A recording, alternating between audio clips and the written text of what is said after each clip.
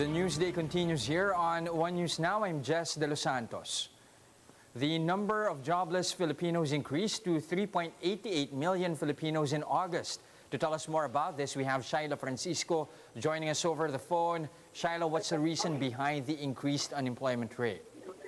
Jess, this was likely the result of stricter quarantine restrictions reimposed during the period. Recall that cases surged to new highs in August, prompting strict lockdowns in Metro Manila and other areas. Around 3.88 million Filipinos are jobless last month, bringing the unemployment rate to 8.1%. This is higher than July's 6.9%, equivalent to a little over 3 million jobless Filipinos. The education sector posted the sharpest drop in employment. National statistician Dennis Mapa pegs this trend as a result of classes ending in August. Other sectors with lower employment include administrative and support service, professional, scientific and technical activities, construction, and human health and social work activities. Meanwhile, underemployment rate is down to 14.7% from the previous month's 20.9%.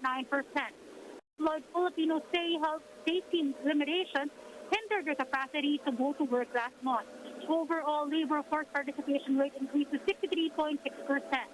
PSA noted that the increase may have come from fresh graduates seeking jobs. The PSA also saw a 2 million increase in employed Filipinos, bringing the total to 44.23 million. Services sector is still the top industry with the largest share of employment, followed by agriculture and industry. Labor Assistant Secretary Dominic Tutay sees brighter prospects in employment in the coming months, with Christmas season and the start of election-related activities ahead. Economic managers continue to push for the further reopening of the economy as cases have started to go down. They estimate that the country will start recovering to pre-pandemic growth levels by end 2022 or early 2023. Jess? All right, thank you for those updates, Shaila Francisco. The Tourism Department is ramping up efforts to vaccinate workers in the sector. In today's Laging Handa briefing, Tourism Secretary Bernadette Romulo Puyat said they aim to vaccinate all tourism workers before Christmas. With this, they expect more LGUs to open up their areas for tourism. Romulo Puyat says they are hoping for an expanded implementation of the alert level system to encourage more people to travel. Senator Risa Ontiveros blasts lawyer Ferdinand Topacio for accusing her of bribing a witness. Topacio, who is the lawyer of formerly Executive Lincoln Ong, said a separate witness revealed the supposed bribery by Senator Ontiveros. He says the witness detailed how a staff of Ontiveros offered them money to testify about Farmely's repackaging of substandard face shields. Ontiveros denies the allegation, saying her office has no history of such. Walang kasaysayan ng bribery ang opisina ko. Kung kasaysayan rin lang ang pag-uusapan, ang meron kami ay history ng pagprotekta, pagtatanggol at pagkalinga sa mga testigong lumalapit sa akin. More stories after this short break. Stay with us.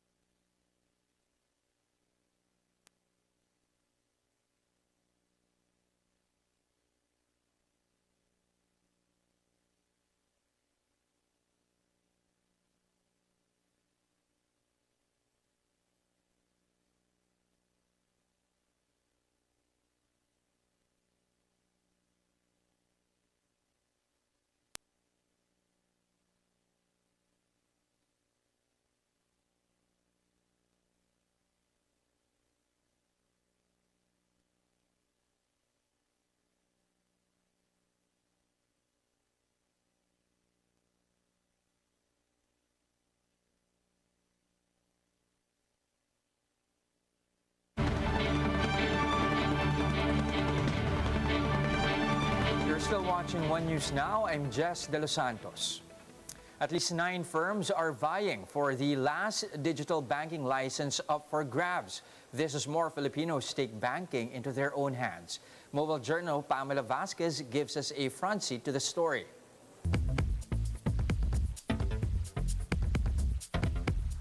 More digital banks are coming to the Philippines. That's according to BSP Governor Ben Jokno, who said that at least 9 firms are vying to get the last digital license for this year. The PSP had earlier announced they were capping the number of digital banks at 7 for the next 3 years. Following such announcement, the BSP received 9 applications for new players and existing banks. These are on top of the 2 digital bank applications which were under evaluation prior to the announcement. The 6 that have already won licenses are Overseas Filipino or OF Bank, Tonic, Uno Bank, Union Digital, GoTime, and Maya Bank. OF Bank is the digital arm of the Philippine government. Tonic and Uno are backed by Singapore-based funds, while Union Digital, GoTime, and Maya Bank are both backed by conglomerates.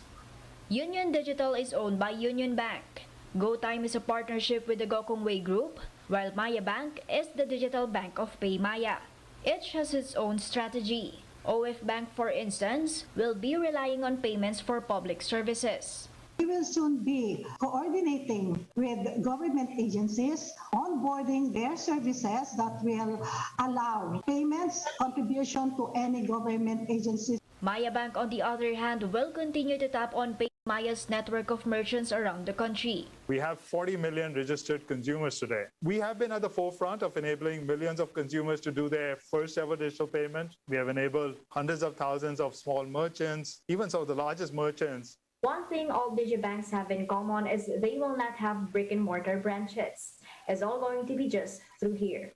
A study conducted this year by credit card company Visa found that majority of Filipinos were interested in trying digital banking services, particularly in this pandemic. The top services they're looking for include paying bills, transferring money, and making deposits and withdrawals. Mobile journalist Pamela Vasquez, We Are One News.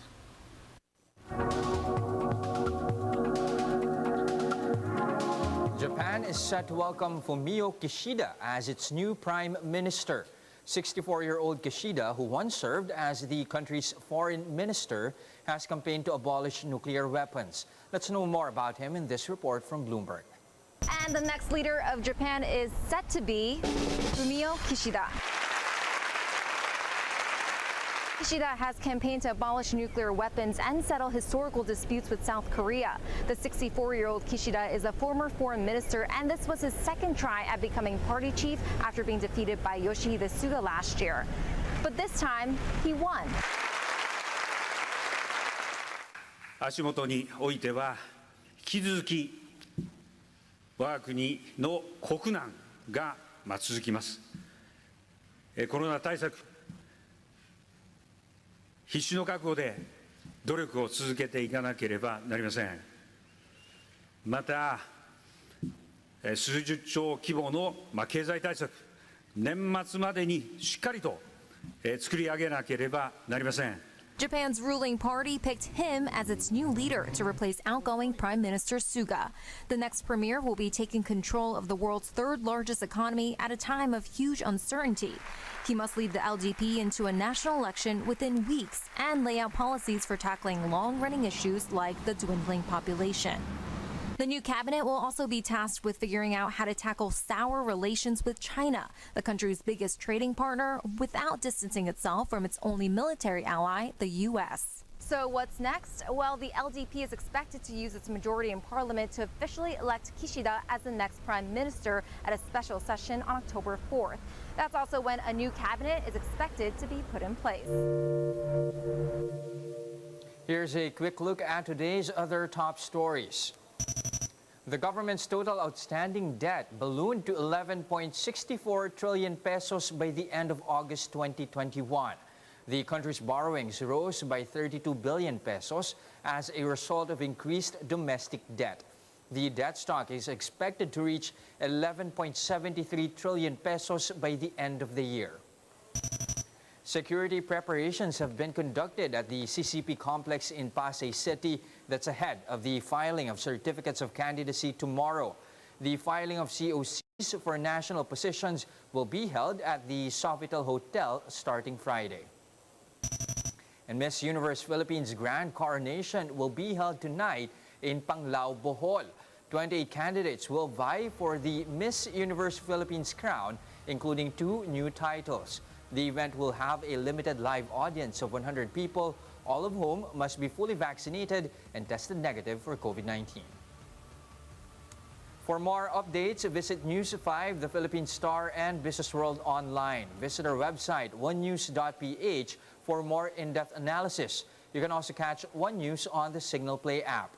Register for a free account now at www.signalplay.com and stream One News live anytime, anywhere. Mask on, wash hands, and stay safe, Philippines. I'm Jess De Los Santos. We are One News.